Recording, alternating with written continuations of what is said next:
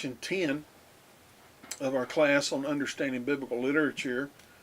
We are going to finish up our discussion of the subject of inspiration and then get into chapter 3.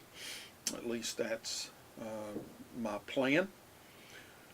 We ended up with slide 21 in the PowerPoint presentation, Appendix 1, Inspiration, which can be found in week 2, assignments, week 2, along with this video.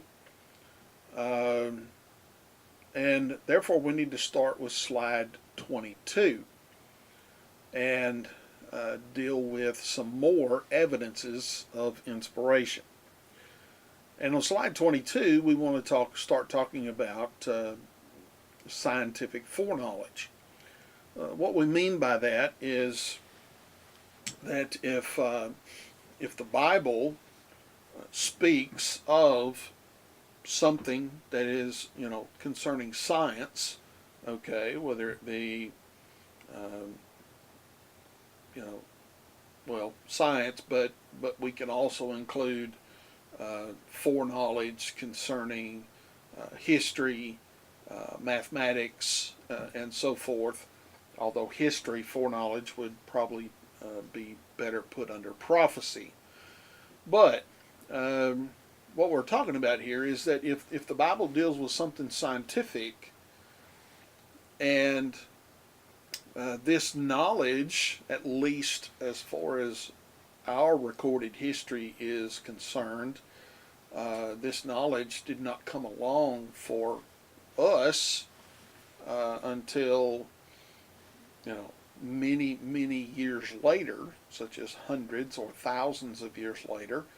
Then this would show that God is guiding the process, and the scientific facts are found there because God is the one who revealed them.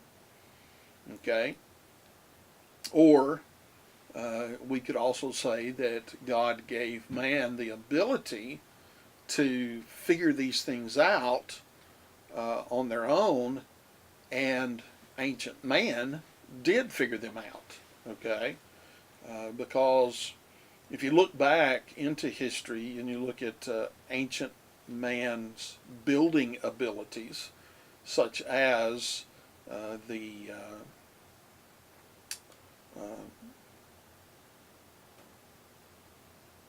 pyramids of Egypt, or for some reason I'm drawing a blank right now. Let's see, the pyramids of Egypt, the temple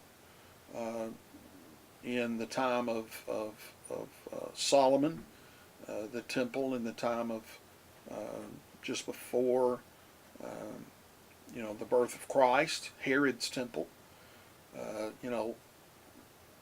building blocks, stones that are tons and tons, heavy, that have been moved into place, and not only moved into place, but also moved into place with a great deal of accuracy. It's not off by an inch or two. It's right on the line where it's supposed to be. How did they move these things? How did they get them in place so accurately?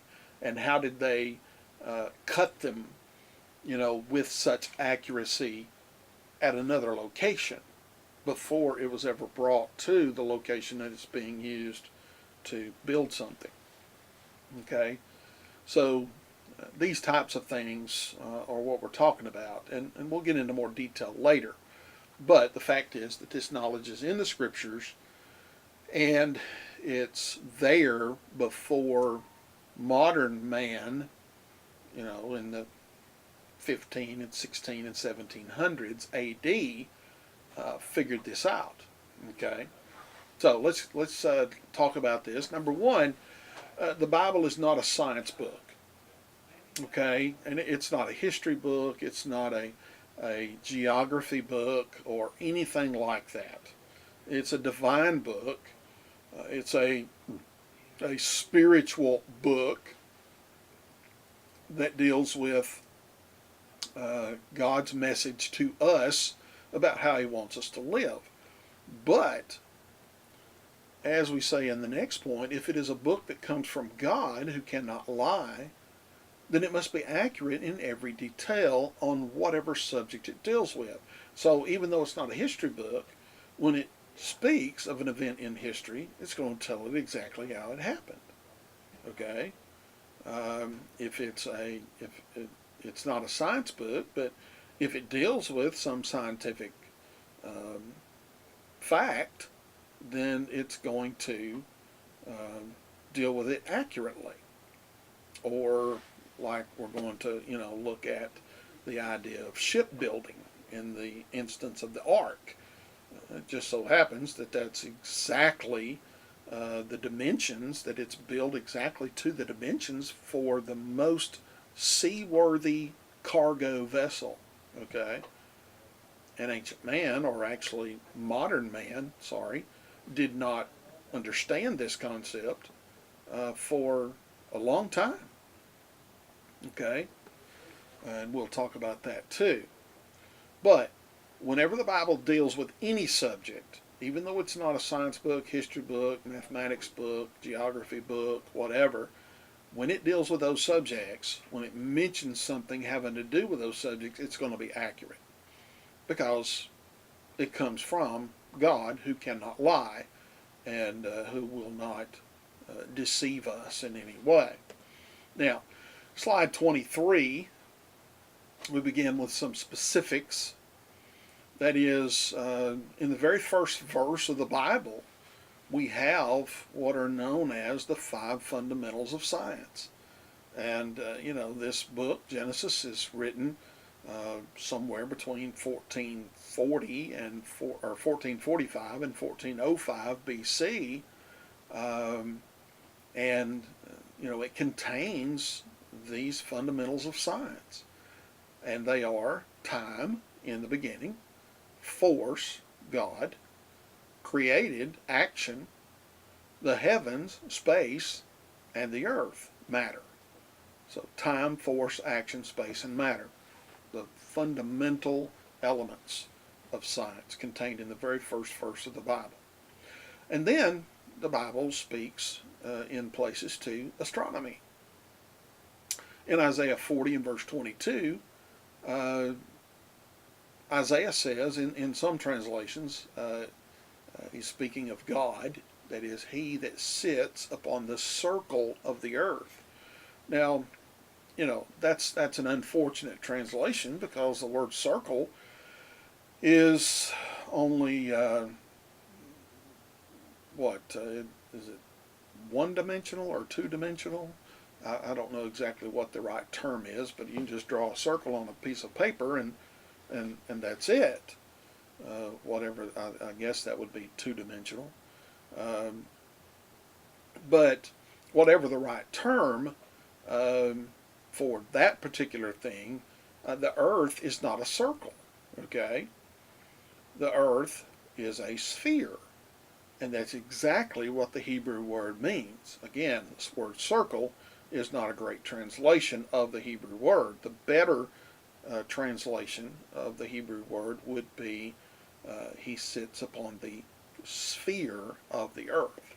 Okay, and a sphere is a three-dimensional idea. Okay, so and I realize that Isaiah, this part of Isaiah, at least, is written in poetic style and so forth, but poetry is based in reality. If it were not based in reality, then we would not understand it. Okay, that is to say, one of the most basic poems of all times begins with roses are red, violets are blue. If you don't understand the word rose, or the word red, or the word violet, or the word blue, then what what sense does that poem make?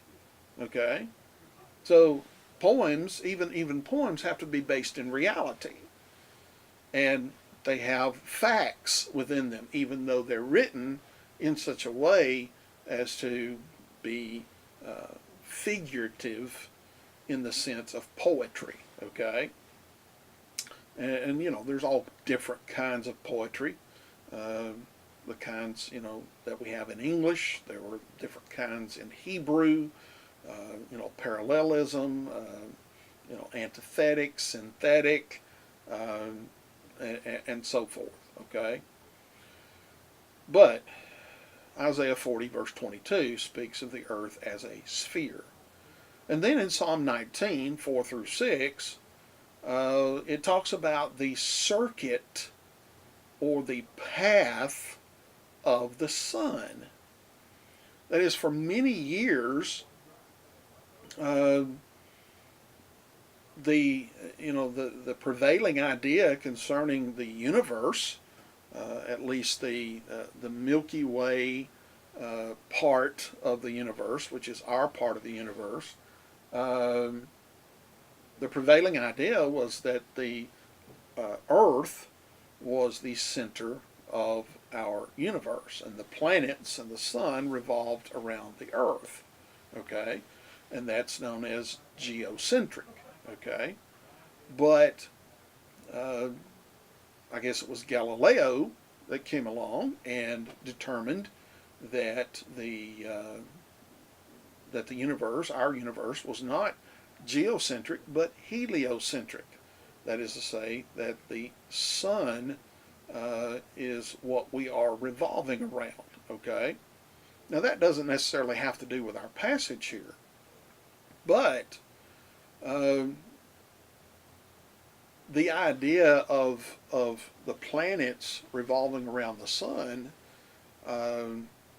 could very well imply the idea of that the sun is fixed in space, that it's just hanging there. Okay, gravity, whatever the case may be, however that would be explained scientifically. But the fact is that the Bible teaches that the sun is not fixed in space. In fact, the passage, let's just go read that, Psalm 19. Let's just begin with verse 1. The heavens are telling of the glory of God, and their expanse is declaring the work of his hands. Day to day pours forth speech, and night to night reveals knowledge. There is no speech, nor are there words. Their voice is not heard. Their line has gone out through all the earth, and their utterances to the end of the world. In them he has placed a tent for the sun, which is as a bridegroom coming out of his chamber.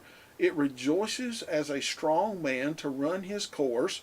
Its rising is from one end of the heavens, and its circuit is to the other end of them. And there's nothing hidden from its heat. Now, the word circuit in the Hebrew, okay, that word means coming round, circuit, at the circuit, or the completion of a route, so to speak. Let's go back and look at that again. In some lexicons, we have the idea of a cycle, the idea of turning, and so forth. So, again, a circuit, like at a racetrack. The circuit of the racetrack is the path that is followed. So, for years, again, we thought that the sun was fixed in space. But modern man finally figured out that the sun also is moving. So as the sun is moving in its circuit, okay, as large as that is, I mean, it hasn't completed, as far as we can tell, even one circuit of its path. But as the sun is moving through space, uh, the you've got the sun moving through space, and you've got the planets drifting around it, or rotating around it as it moves through its circuit. Okay, and I think the let's see. Let me bring up something that can give us more facts about these things. Um, should have had this open already.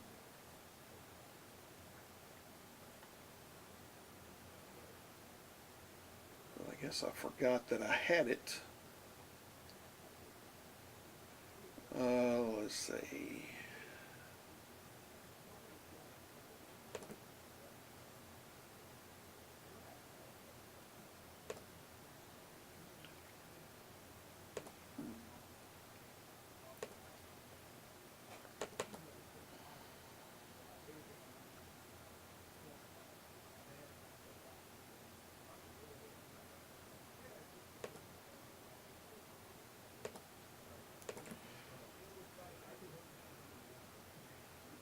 And what I'll try to do is also put this paper that I've written uh, on in assignments week 2 to go with this presentation. Um, and it goes into more detail than I've gone into up to this point. But concerning, scientific foreknowledge, uh, and the let's see.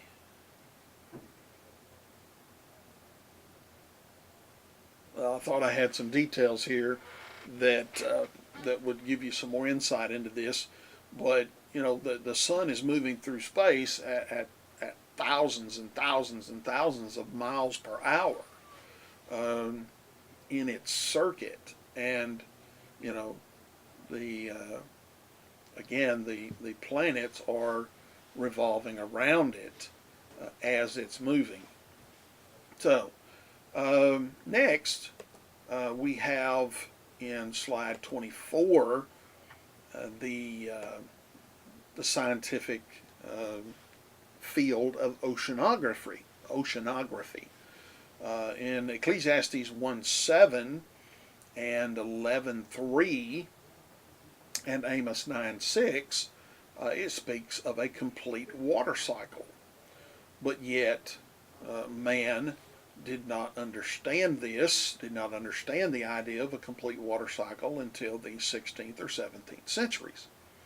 And then in Psalm 8 and verse 8, we find that the oceans have paths or currents. As stated in the paper and on the slide, this was discovered in the 1800s by Matthew Fontaine Murray, or Maury. He is known as the father of shipping, or something along those lines. And what happened is he was sick, and therefore he was laying in bed, and his son was reading the Bible to him, and he came along and was reading from Psalm 8, and let's just go over there and read this to you. In Psalm 8, it says, "The birds of the heavens and the fish of the sea, whatever passes through the paths of the seas." Now, when Mr. Murray heard that verse, he said, "Wait a minute, go back and read that again." And when he did, when his son read it again, he says, "Well, if the Bible says that there are paths in the sea, I'm going to find them." And he went on to chart all the major currents in the oceans around the world. And what this has done is it has allowed shipping to save all kinds of time and fuel by getting into a current, a major current that is running from one continent to the next, or by one, from between continents and so forth, and to follow that and ride that current, you might say, to speed them along quicker. Okay, so saving time and fuel, and this has had a great impact on shipping. Finally, in the area of oceanography, we have what we've already mentioned in Genesis 6 and verse 15. This verse, let me get to it and read it to you. Genesis 6:15, God giving instructions to Noah concerning the building of the ark. He said, "This is how you shall make it. The length of the ark, 300 cubits, its breadth, 50 cubits, and its height, 30 cubits." Now, this happens to be the perfect ratio for building a ship that is seaworthy and capable of carrying vast amounts of cargo. Such ships, as far as modern man is concerned, they started building them in the 1800s and 1900s, but they took these dimensions, or this, not the exact dimensions, but the pattern of these dimensions. That is, let's see, 300 cubits to 50 cubits to 30 cubits is it's a ratio is what we're looking for here, and I know that the ratio is there. I just can't remember what the exact ratio is. You can figure that out if you remember the math. But whether it's 300 cubits, which is about 450 feet long, and 50 cubits would be about 75 feet high, and wide, that is 75 feet wide, and then 30 cubits would be 45 feet tall or high. The ratio that is found in those numbers, from length to breadth to height, is the perfect ratio, no matter how you build that. Okay, whether it's a small boat, on a smaller scale, or even a larger boat. In fact, the story goes that the U.S. Navy, when they got to designing a cargo ship, okay, to carry military equipment, they admitted, at least again the story goes, they supposedly admitted that they took the dimensions, the ratios, or the ratio from Genesis chapter 6.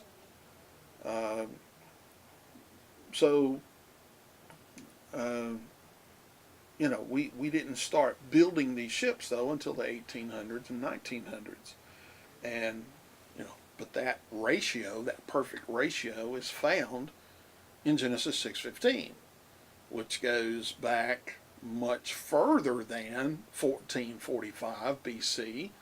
Okay, but it's not recorded, not written down until 1445 to 1405 BC, when Moses wrote the first 5 books of the Old Testament. We have these scientific facts concerning oceanography found in the scriptures. Next, in slide 25, we have the field of physics, the scientific field of physics. First, you have the first law of thermodynamics, which states that neither energy nor matter can be created or destroyed. In Genesis chapter 2 and verse 1, it states that the heavens and the earth were finished. And the word finished as stated on the slide there, is in the past definite tense, which indicates an action in past time, never to occur again. That is, the action was completed in past time, and it's never going to happen again. Okay? That is, it was finished, and there's nothing else to be done with it. All right? So, this again agrees with the first law of thermodynamics, that neither energy nor matter can be created or destroyed. Obviously, we have the first creation here, okay? But once it was finished, then the energy that is here and the matter that is here cannot be created or destroyed, in the sense that whatever is here is what we've got to work with. Okay. Now the form of it can be changed. Even wood that is cut down and burned in a fire to produce heat or light. Okay. Either way. That energy that is released from that wood it goes off into the heavens and the universe and is dissipated, so to speak, in the sense that it no longer has the heat that it first had or the light that it first had, but that energy is still there. That's the scientific way of talking about it and understanding it. And the matter that we have, what we have in the earth and in the stars and the sun and so forth, is there, and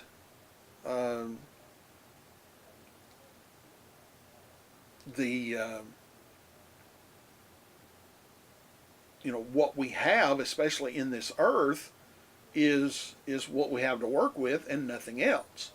Now we've gotten to where we can make things, design things and make things, but we have to start with something that's already there. Okay? Let's just give you an example. Everybody says, well, cars and metal and stuff did not, at least, cars and metal machinery and stuff like that didn't exist then.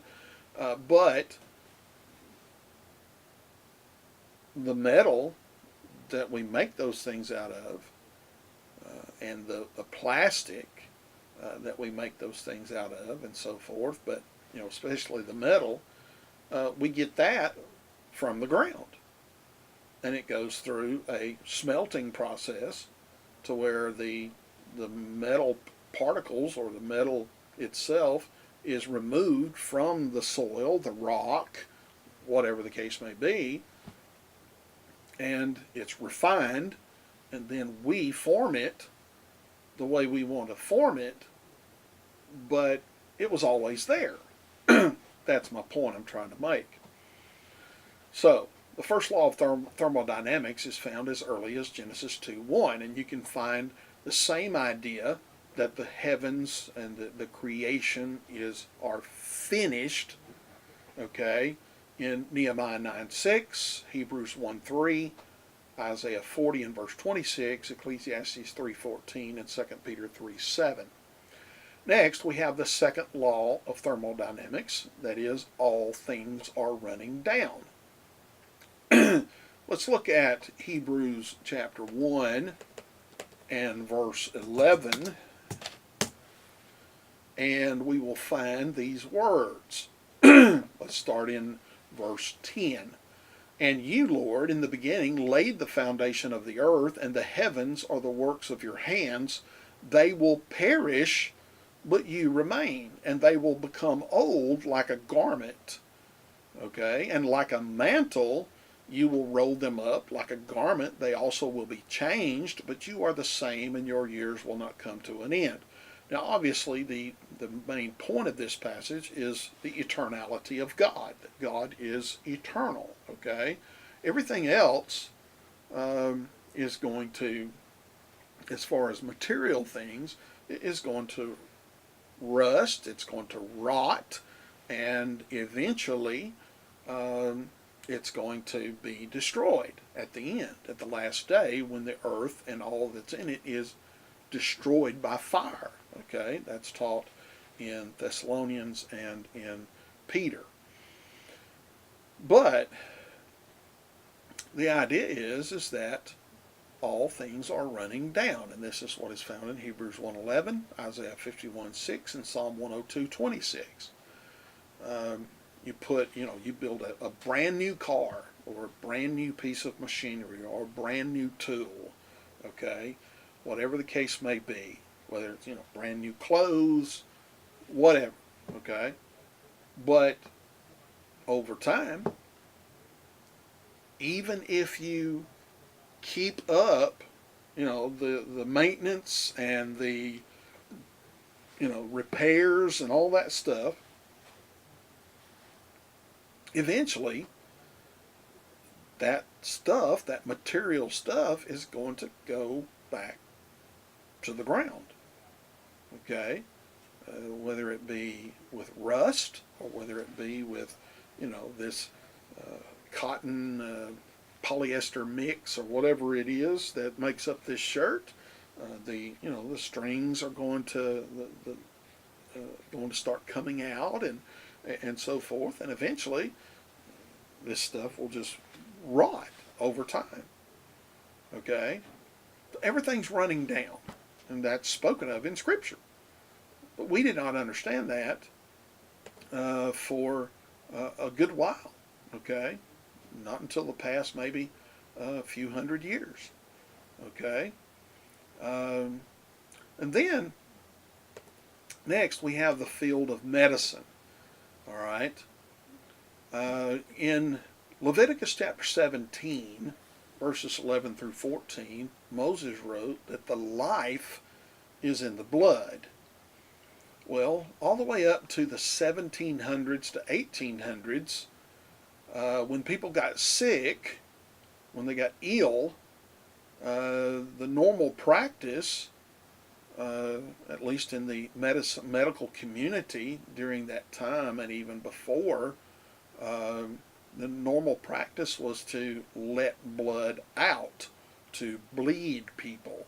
Okay, and there, it's they thought of getting rid of the bad vapors or the bad things that's in the body.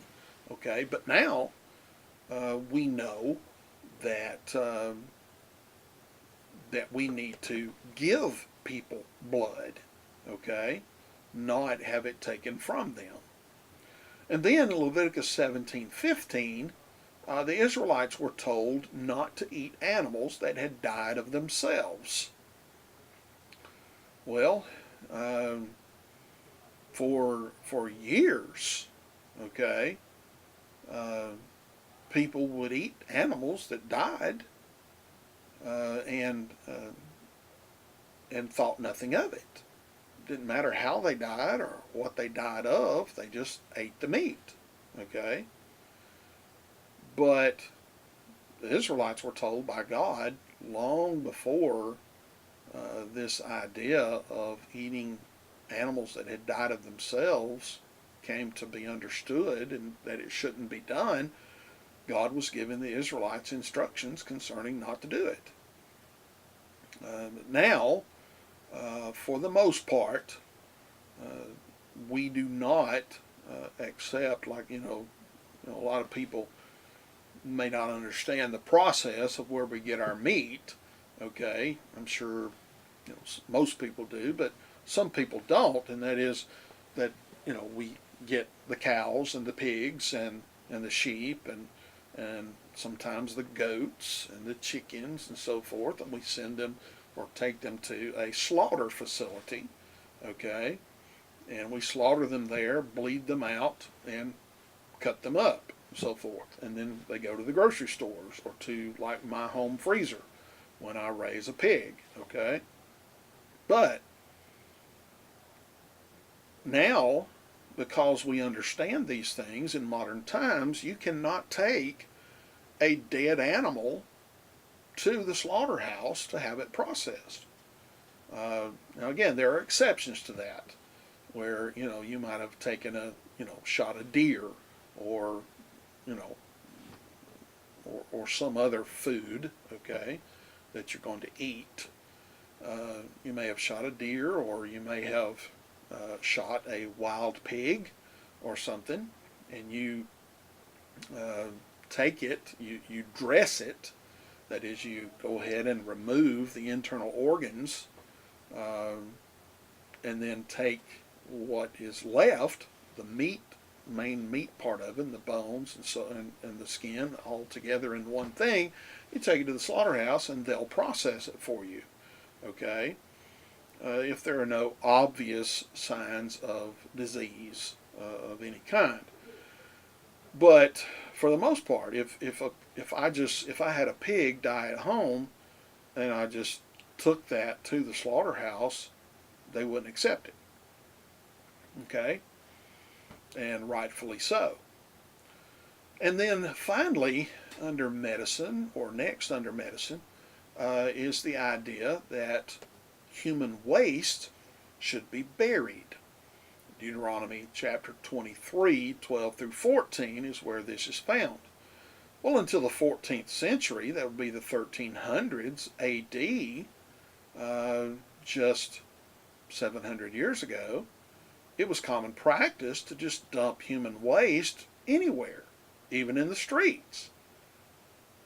But this is what led to the Black Plague, not once but twice on the continent of Europe. The fleas would get on the human waste, then they would come into the house and exist on or live on the rats and maybe other animals, and then those rats and other animals would spread the disease to humans. Okay? And it was simply horrific as far as the amount of people who died. Okay?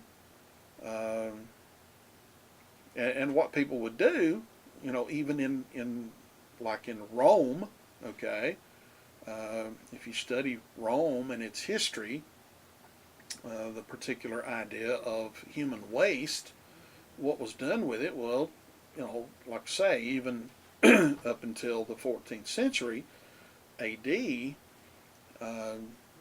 what they would do is they would have a chamber pot, okay, during the night.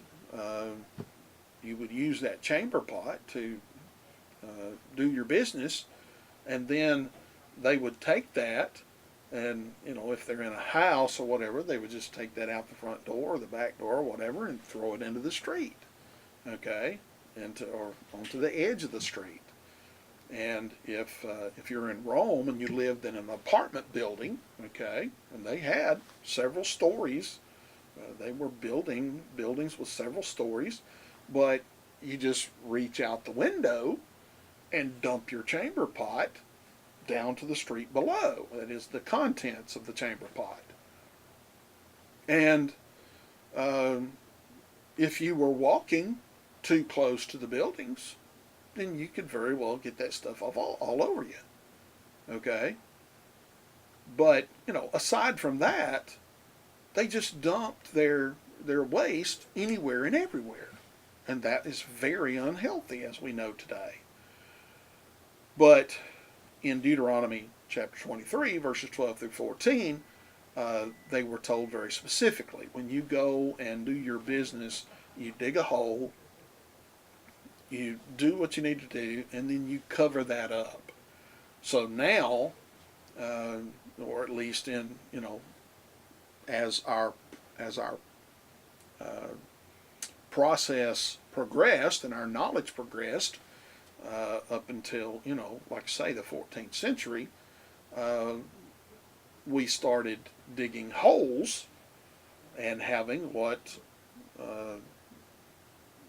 I used on occasion as a youth in my younger days, an outhouse. Okay, I'm sure very few of you have, if any of you have used one, but if you go far enough out in the country to where plumbing hasn't not necessarily reached there yet, maybe there's some outhouses even today. Okay, you dig a hole in the ground, you build a shed over it, and you have a couple of boards there with holes cut in them, and you sit there and do what you got to do. And it drops down into the ground, and then over time, if you're real fancy, you take lye, Lye, and you dump it on top of that every once in a while to keep the smell down. But even then, flies and stuff get in there and carry that everywhere. Okay, but it's at least a little more sanitary in the sense that eventually, after you've dumped that on there and it fills up and fills up, you just cover it over with dirt, and therefore it's as sanitary as can be made. But if you live in the city now, your house is your sewage is connected to the central sewage system in the city, and goes into that pipe. It goes to the sewage treatment plant, and it's run through a process, okay, of cleaning it, taking the solids out, and then stuff is added to it to treat it and knock out any bad diseases or whatever. And then it's either it's placed back into the water supply, maybe dumping it in a river or a creek, and then it's allowed to go through that water cycle, okay, where it's taken up by the sun, it rains, and it goes back into the earth and so forth. And if you run it through the earth, that is the ground, then the ground has a natural cleansing process that it goes through as that water goes down and percolates, percolate, Percolate. It goes through that soil and goes through another cleansing process, and then there's only so much water on the earth. That's the bottom line. And we are drinking water that has come from some source. All right. But again, the idea is that in Deuteronomy 23, God told them to bury their waste. But modern man, so many years removed from that instruction, and ignoring those instructions, because the Bible, who cares about the Bible as far as its scientific facts, or we don't recognize it for what it actually says, okay, or why it was said. So therefore, we have all kinds of problems when we don't recognize it, or we just simply ignore it. And then eventually, through trial and error, or maybe somebody going back and reading the Bible for what it says and saying, maybe it's best that we do what the Bible said to begin with, and therefore start doing things better. Okay? And then in the area of geography, slide 27, in Luke chapter 10 and verse 30, the text speaks of going down to Jericho. Okay? And if you look at a map, you have Jerusalem here, and Jericho is to the north. Okay? So our normal way of understanding things and talking about things is to say, I'm going from Montgomery up to Birmingham or up to Nashville. Okay? So when we go north, we talk about going up. So for years, people talked about Luke chapter 10 and verse 30 and other passages like it But specifically, the idea of going down to Jericho, why, it's understood you go up to Jericho. So the Bible's wrong.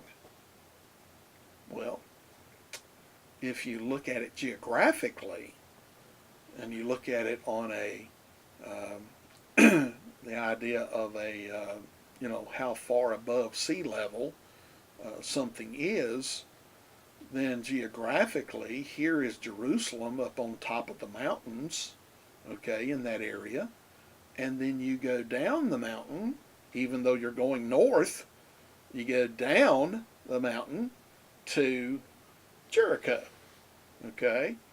In fact, the Bible is accurate in its statement because there is a 4,000-foot drop in elevation in the short 15 miles between Jerusalem and Jericho. Okay? So, the Bible was right all along. We just put our understanding and our terminology on the text and said, you don't talk about going down when you're going north. I mean, everybody knows you talk about going up. Okay? You use the word up. But in actuality, when you consider geography and elevation, you do go down from Jerusalem to Jericho. Next, slide 28. In the area of archaeology, there were two individuals and one nation of people that for years people looked at the Bible and said in Daniel 5 and Isaiah 20 and Genesis 15, what, King Belshazzar, King Sargon, the Hittites, these people, the Hittites, why, there's nothing said in history about these things. Well, these people must not have existed. The Bible got it wrong. Well, as time went on, we found in archaeological finds, whether it be tablets that have been written on or whatever, we found the name Belshazzar and the name Sargon and the fact that they were kings. King Belshazzar in Babylon, and Sargon in, I think, Assyria. Okay? And then, concerning the people known as the Hittites, we found a whole city with houses and a library where we had all kinds of of writings in the Hittite language, okay, that we finally figured out, how to read it and what it means, and so forth. So, the Hittites, why the Bible got that wrong. They don't exist. Well, now we know that they did, just like Sargon and Belshazzar. For years, King David of the Old Testament, King of Israel, was thought to, by some people, that he never existed. Why, the Bible, they just made that up. Okay. Well, in 1993, that's just 25 years ago, there was an archaeologist working at the city of Dan, the ancient site of Dan in Israel, which is right at the northern tip of Israel. In fact, when you stand at Dan, you can look and see where Lebanon begins. You can see the border, and you can even see the Israelite military guard posts that are on the border from there. Okay? An archaeologist was working at the ancient site of Dan, and he was leaving for the day, and his assistant was walking along, headed toward the car, just like, the archaeologist was ahead of her. And she looked down, and there's this stone wall that they have uncovered, okay? And she looks down and sees a stone with writing on it, okay? A piece of the piece of the rock wall, which it turned out to be part of a tablet that had been written on, okay, a stone tablet. And, long story short, over the next few years, they found another piece of it and another piece of it, and they have put it together now, at least as much as they've found. And on that tablet is known as the Dan Stela, okay, Stela, I believe it is, or Stele, I forget which one it is. But the Dan Stela, or the Haziel inscription, this was something that was written by the command, or at the command of Haziel, ruler of Syria, of Damascus, I believe it was. And on there, he mentions the house of David, in the sense of the dynasty of David. That is, this king whose great-great-great-great-grandfather was David, okay? It's still the line of David, so therefore it's the house of David, okay? And it speaks about, so-and-so from the house of David, okay? Or I can't remember whether it mentions an exact name, but talks about the house of David. Well, that was the first discovery that was recognized concerning David.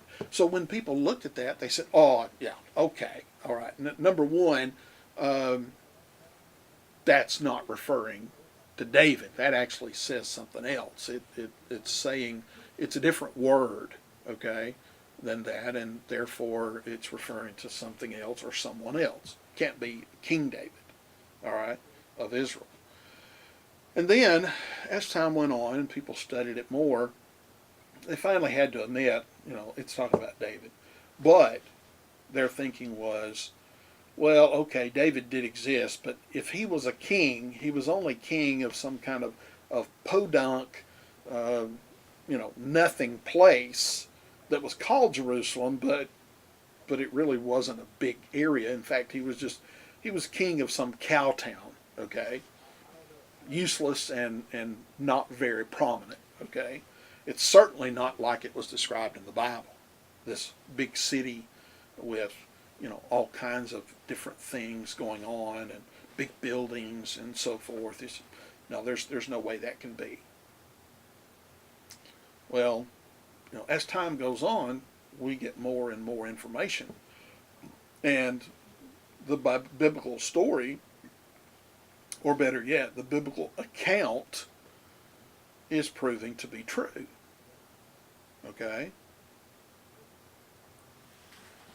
Well, after this find in 1993, that caused some archaeologists to go back and look at other finds that we have been found in the past, and there is a particular find. I forget the exact name of it. It doesn't come to me real quick here. So you got the Dan Stela, and there's an Egyptian find that was found, I think, in the 1800s, and then there was another one, the Moabite stone. That's it. There's a carving in Egypt, and the Moabite stone. You can look this up online, and each one of them mentions David. This had not been recognized prior to 1993. We already had those things. We already had seen those things, but the name David was not recognized for what it was until after 1993. So the Moabite stone speaks of the house of David. The carving in Egypt, I forget the exact name of it, speaks of the heights of David. Like the mountains of David, all right? Such as Jerusalem and the mountain range that Jerusalem sits on. So, as people look at the Bible and they say, well, we don't know anything about that. That's never been mentioned in history. We've now found no evidence of it or those people or that person or whatever. Well, as time goes on, these things are being found. And it shows that the Bible is right every single time. Evidences of inspiration. Okay? And in this case, the Hittites and Sargon and Belshazzar and David, it's, as far as the history goes and the actual existence of those people, what's being recorded is what happened. Okay? Just like, we have a history book that talks about George Washington. All right? And we have, some of the things that George Washington owned. We have his house. We have his land that's been declared a national site and so forth. So, we have evidence that George Washington existed. We have letters of George Washington. Okay? So there's no question that George Washington ever existed and that he was president of the United States and that he led the Revolutionary Army and on and on and on. Okay?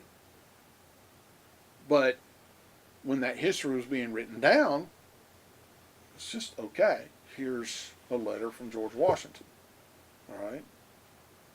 And, we look back on that and we see archaeological or physical evidence of that. But when it was recorded, okay, these are the events of history. And it's recording actual people in actual time, in actual places. Okay? So, again, when the Bible speaks of it, it records those facts, okay? But when you understand, again, that the Bible is not a book of archaeology or a book of science or a book of whatever, of history. Again, the point is that when it deals with historical events and historical people, then it is accurate in what it records, even though it's not a historical book. But because it is inspired by God, a God who cannot lie, a God who is accurate in everything that he does, then what is recorded is true. We could go on and give many other examples, okay? But, such as, we got another minute or so I'll add this in here. The idea of Jesus Christ, okay? Did he exist? Is the Bible true concerning the person of Jesus Christ? Don't worry about right now whether he's the Son of God or whether he did miracles or whether he, his killing, his execution was about the sins of the world. Let's just talk about the historical person, Jesus Christ. Okay? Well, we see him mentioned, this person mentioned, the word Christ is used of him. The word, the name Jesus is used of him in secular sources outside the Bible. So that's one piece of evidence, okay, or several pieces of evidence, depending on how many times he's mentioned. But then, several years ago, there was a man by the name of Lee Strobel, and I haven't yet read the book. I need to read the book. But he's a journalist who set out with the intent, purpose of disproving the biblical account concerning the existence of the person Jesus Christ. That was his focus. He's going to set out to disprove it.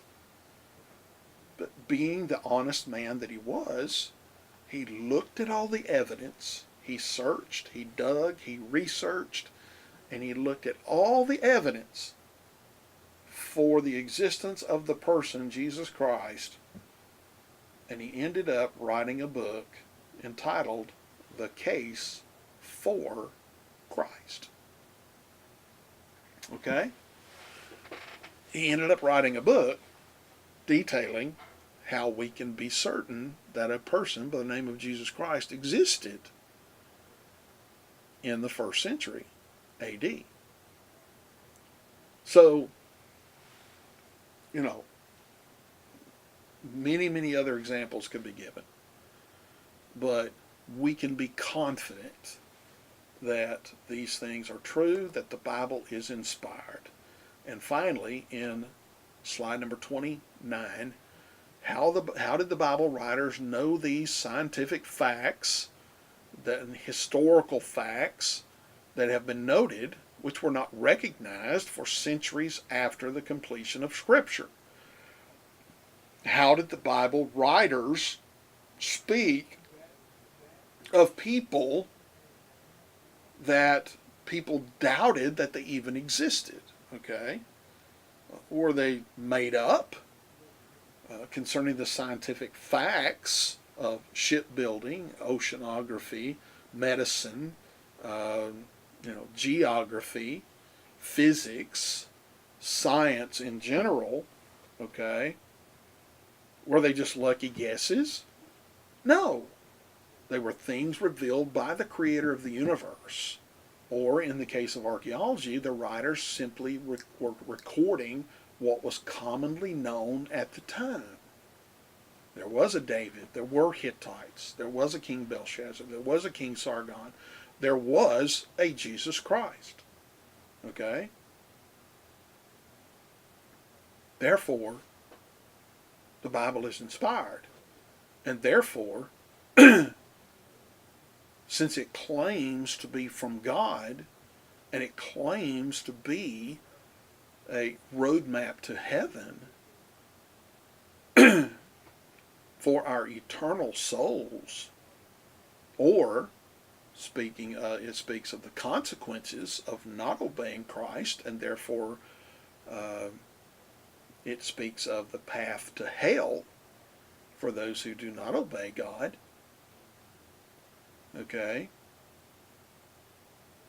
If it is from God, then it must be believed, and it must be followed, because our eternal souls are in the balance. That is what is being considered in this situation. Our very souls and our eternal existence as a soul. And it's up to us to either choose to accept and obey what is found in the Word of God, the Bible, or to reject it and to deny that it's from God, and therefore suffer the consequences that are named in that book. Well, I hope you've understood the significance of the inspiration of the Scriptures, and what it means to be inspired as far as the Bible goes, what it means, and the implications for the fact that the Bible is from God. And as always, if you have any questions, if you have any problems of any kind, please feel free to call on me. I'm here to help. You have a great day.